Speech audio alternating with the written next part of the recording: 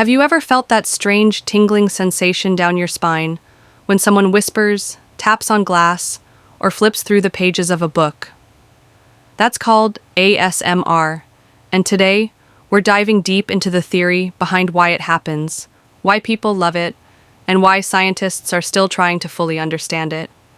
ASMR stands for Autonomous Sensory Meridian Response. It's often described as a pleasant tingling feeling that usually starts at the scalp and travels down the spine. For some people, it's deeply relaxing. For others, it's almost euphoric, like a warm wave washing over the body. What makes ASMR fascinating is that it isn't universal.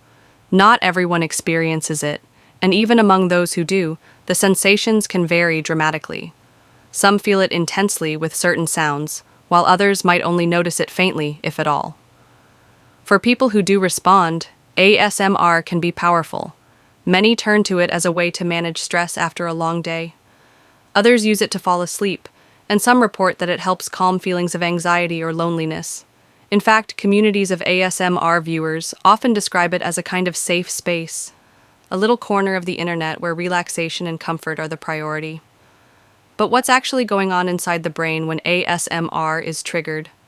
That's where things get interesting. One theory suggests that ASMR activates the brain's reward system, releasing neurotransmitters like dopamine, which gives us feelings of pleasure and satisfaction. Another theory connects ASMR to social bonding. Think about it. Many ASMR triggers like whispering, gentle tapping, or role-play videos that simulate personal care mimic behaviors associated with closeness, intimacy, and trust. Some scientists believe ASMR is tied to our evolutionary wiring, a kind of leftover mechanism linked to grooming and nurturing, where soft touches and quiet tones signal safety and connection. There's even evidence that ASMR may increase levels of oxytocin, sometimes called the cuddle hormone. This chemical is released during positive social interactions, like hugging or bonding with loved ones.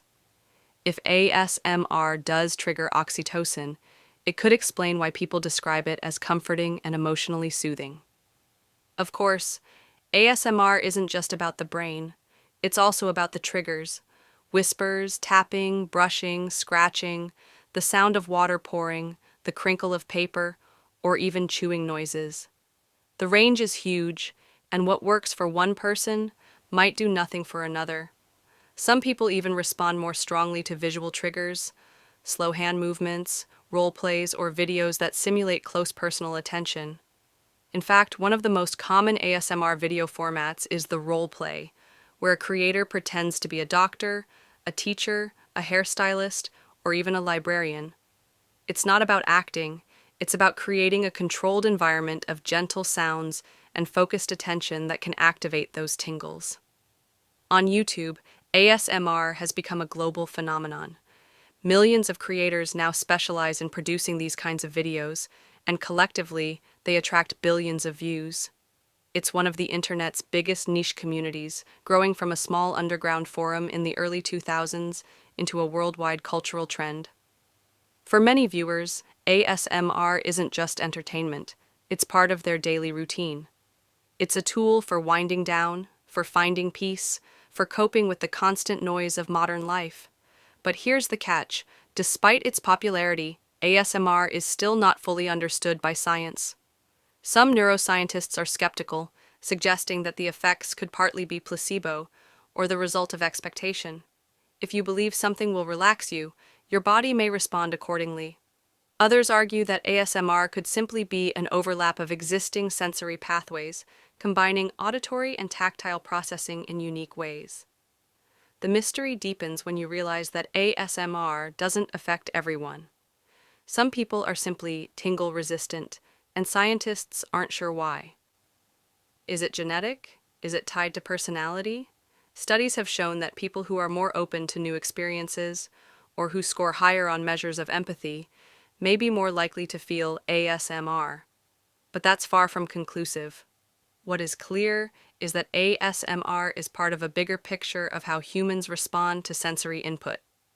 Just as some people get chills when listening to music or goosebumps when watching an emotional film, ASMR could be another variation of the way our brains process certain stimuli and translate them into emotional or physical sensations.